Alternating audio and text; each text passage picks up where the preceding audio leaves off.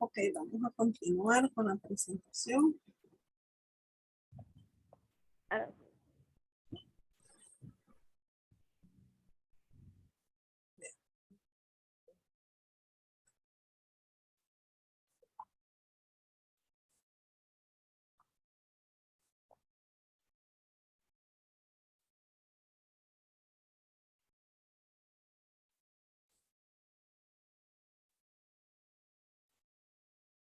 Sí, ahí está.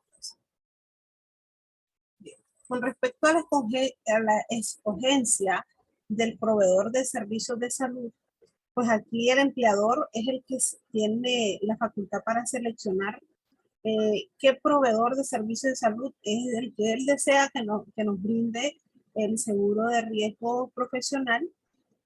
Es decir, no es decisión del trabajador, sino que esto ya es decisión meramente pues, del empleador. ¿A dónde usted tiene el seguro de riesgos profesionales? Un seguro. Tiene silenciado el micrófono Monte España. en el Monte España. Y eso usted no lo decidió. No, no. Eso ya Pero venía, me queda cerca. o sea, por defecto ya venía ya en su polía. Ya, entonces, a eso se refiere esta partecita de aquí, que es el empleador el que escoge cuál va a ser nuestro proveedor de servicios de salud respecto al riesgo profesional. Diferente pasa con, con, las, con las consultas, o sea, las enfermedades comunes, por ejemplo. Ahí si usted desea cambiarse de un hospital a otro, usted lo puede hacer. Pero en cuanto al seguro de riesgo profesional, no. Ahí es el empleador el que decide.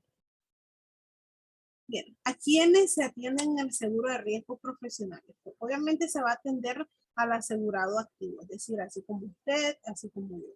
El asegurado cesante o con pensión de incapacidad con secuelas bien definidas de accidentes de trabajo, trayecto o enfermedades profesionales diagnosticadas por un médico laboral autorizado. En este caso, pues por medio del Instituto de Seguridad Social, son los médicos totalmente autorizados para decir si usted ha sufrido o no un accidente de trabajo. ¿Cuáles son las prestaciones de salud que tenemos con el seguro de riesgos profesionales? Son estos. Atención médica y quirúrgica y diferenciada desde la emergencia, hospitalización, consulta externa hasta su total recuperación. El servicio de apoyo diagnóstico y terapéutico que requiere el asegurado, es decir, el laboratorio, los exámenes de laboratorio, rayo X, patología y otros. El medicamento sin exclusión hasta la resolución del caso, igual el seguro se lo tiene que cubrir. La atención en rehabilitación física y psicosocial, también el seguro está obligado a otorgárselo. La órtesis y prótesis, es decir, la silla de ruedas, las muletas, los cabestillos, todos esos accesorios, ¿no? Que se ocupan a la hora de cualquier accidente. La atención odontológica, cuando en este caso, pues el accidente laboral que usted haya sufrido afecte piezas dentales, el seguro le tiene que cubrir eso. Y también la atención odontológica y oftalmológica a consecuencias de accidentes de trabajo o trayecto o enfermedad profesional. Todo esto son las prestaciones de salud que cubre el seguro de riesgos profesionales. ¿Qué es la pensión de incapacidad? Bueno, ¿se acuerda cuando hablábamos de que la incapacidad podía ser total o podía ser parcial y que eso quien no tenía que decidir era la comisión de incapacidad, ¿verdad? Entonces, la pensión de incapacidad dice que es el pago mensual que tiene por objeto ayudar a las necesidades básicas del trabajador en estado de incapacidad y de las personas a su cargo. Por lo general, si estamos hablando de que es una persona activa, estamos o pensamos de que esa persona tiene personas a su cargo, es decir, tiene hijos, en el caso que sea el varón, sea el proveedor, tiene esposa, puede ser que tenga también a cargo su mamá. Entonces, para eso existe esta pensión de incapacidad, para cubrir aquellas necesidades básicas, tanto de la persona que sufrió el accidente como de la familia a las personas que tengan a cargo. ¿Cuáles son esas prestaciones económicas? Bien, tenemos el subsidio económico por incapacidad temporal para el trabajo, las indemnizaciones que también el seguro otorga, las pensiones por incapacidad permanente, ya sea parcial o ya sea total, las pensiones de muerte en el caso de que del accidente de trabajo resulte la muerte del trabajador. Y aquí volvemos a hablar un poquito de lo que hablábamos el jueves pasado, la pensión de viudez, la pensión de orfandad, la pensión para esos ascendientes, es decir, los papás o los abuelos, o otras personas que también dependan, que hablábamos el jueves, por ejemplo, de los hermanos, ¿verdad? Que dependen del trabajador activo. Y también el subsidio del funeral, que esto es una ayuda económica que da el seguro en los casos pues, cuando el trabajador muere. Y hablábamos también de las asignaciones familiares. Cuando la persona sufre un accidente laboral y se le otorga una pensión por una incapacidad, también se toma en cuenta las asignaciones familiares. Es decir, se le da un porcentaje para esas personas que están a cargo de él. Sobre la cuantía de pensión recibirán asignaciones familiares equivalente al 13.5% para la esposa o para el esposo si estuviera a cargo. Recuerde bien que se toma en cuenta al esposo cuando es mayor de 60 años o menor de 60 pero incapacitado y que esté a cargo de la esposa. El 9% por cada hijo menor de 15 años o ascendientes a su cargo mayores de 60 años.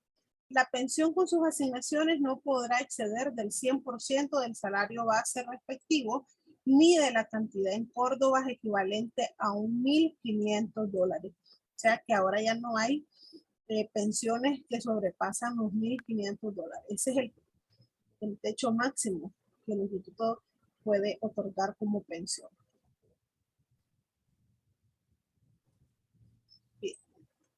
Por los hijos y ascendientes inválidos a su cargo se mantendrán las asignaciones mientras dure la invalidez. Las asignaciones de los hijos se mantienen igual que las otras pensiones que vimos el jueves pasado, se van a mantener hasta los 21 años, siempre y cuando el chico esté estudiando con aprovechamiento. Si el estudiante pierde un curso, se le suspenderá la pensión hasta tanto apruebe el curso siguiente. O sea, de que tiene que demostrar que realmente pues, está cursando con provecho su clase. ¿Cuáles son esas actividades de prevención que tiene que hacer el empleador con sus, en este caso, pues con sus trabajadores? Las capacitaciones, las reinspecciones, la promoción de programas de prevención en las empresas, la asesoría y asistencia técnica, las inspecciones a los lugares de trabajo, la coordinación interinstitucional también. Todas esas son actividades preventivas. ¿Con qué objetivo? Con el objetivo de que suceda la menor cantidad posible de accidentes laborales. Porque al final de cuentas, pues también el empleador pierde, por así decirlo. Todos los trabajadores, a excepción de aquellos inscritos en régimen facultativo en cualquiera de sus modalidades, estarán cubiertos por este seguro desde el momento en que inician a laborar. ¿Por qué se excluye del régimen facultativo? Porque recuerde que el régimen facultativo básicamente son esos trabajadores por cuenta propia, pueden ser también pastores, o sea, que no necesariamente le trabajan a una empresa. Por eso estos no, aunque sean las dos modalidades de régimen facultativo, no les cubre lo que es el seguro profesional.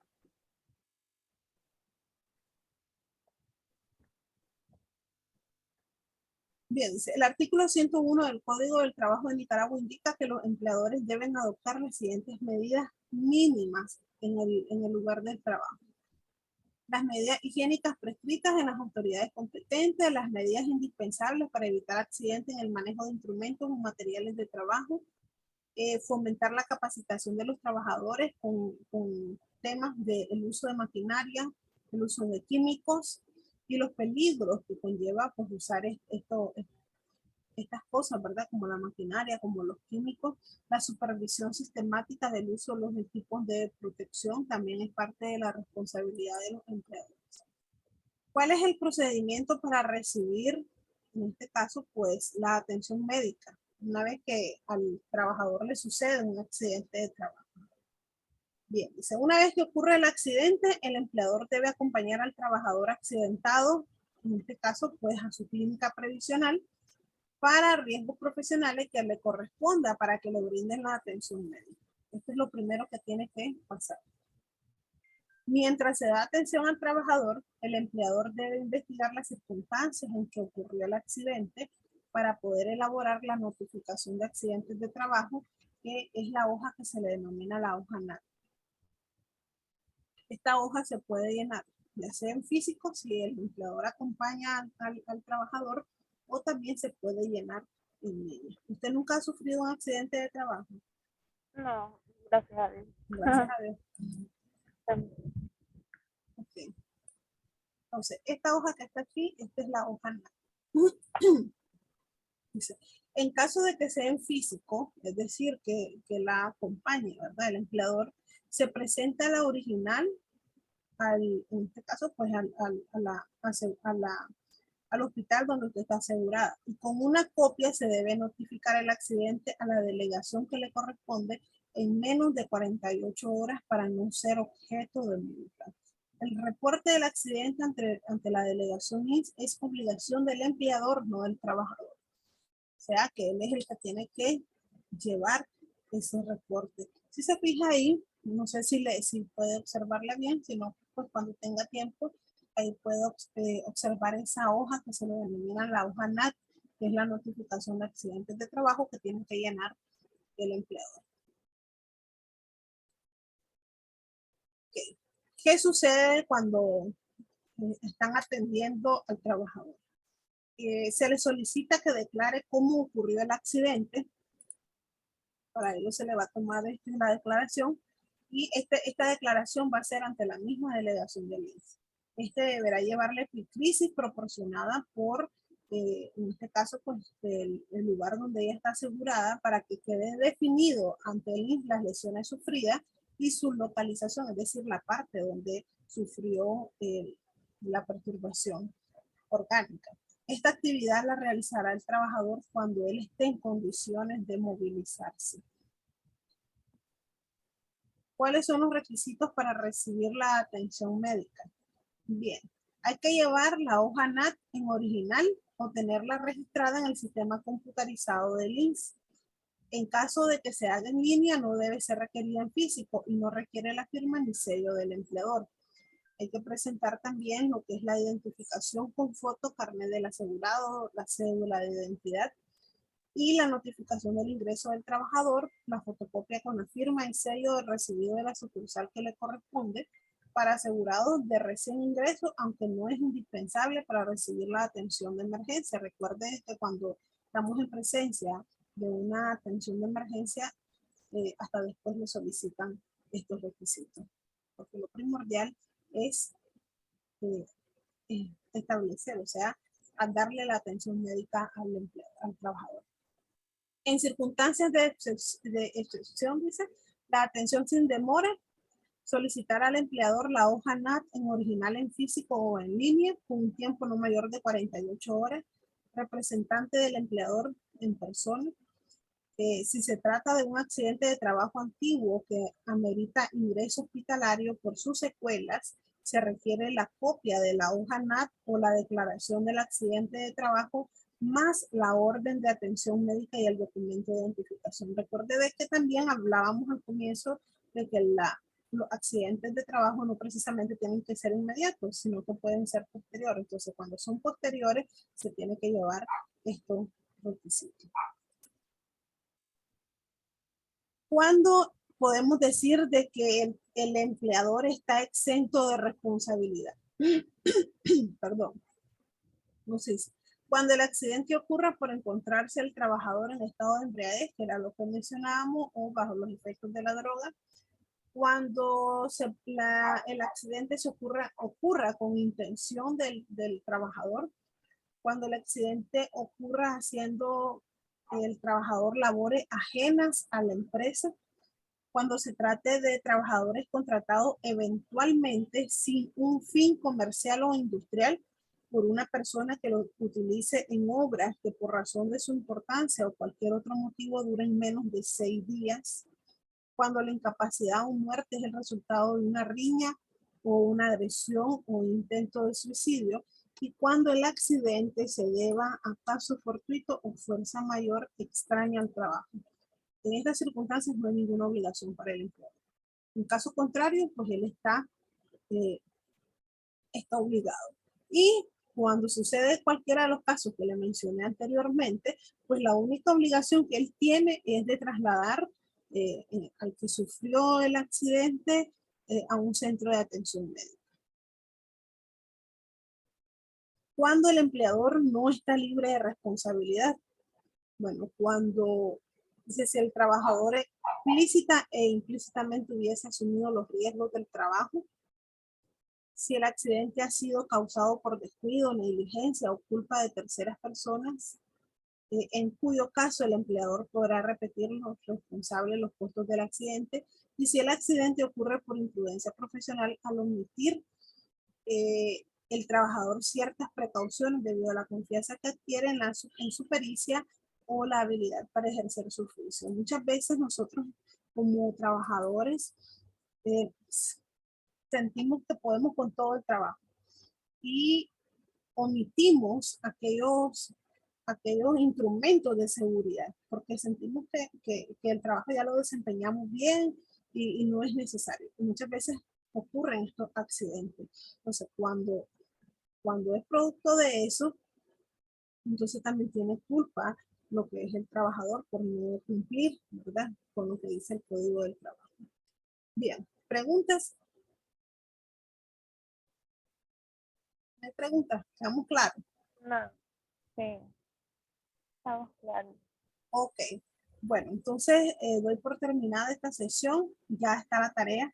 La tarea básicamente es parecida a la de la semana pasada. Va a hacer un mapa conceptual o un cuadro sinóptico. Usted escoge la forma, un organigrama, lo que sea, de esta unidad que acabamos de ver. Eso lo envíe, valor de 10 puntos, y ya solamente nos quedaría la última unidad, que sería la unidad número 6 de las enfermedades profesionales. Está bien. Bueno, si no hay preguntas, Grace, entonces doy por finalizada la sesión. Nos vemos en la próxima semana. Nos vemos, profe, que tengamos de semana. Buen fin de semana. Adiós. Bye. Bye.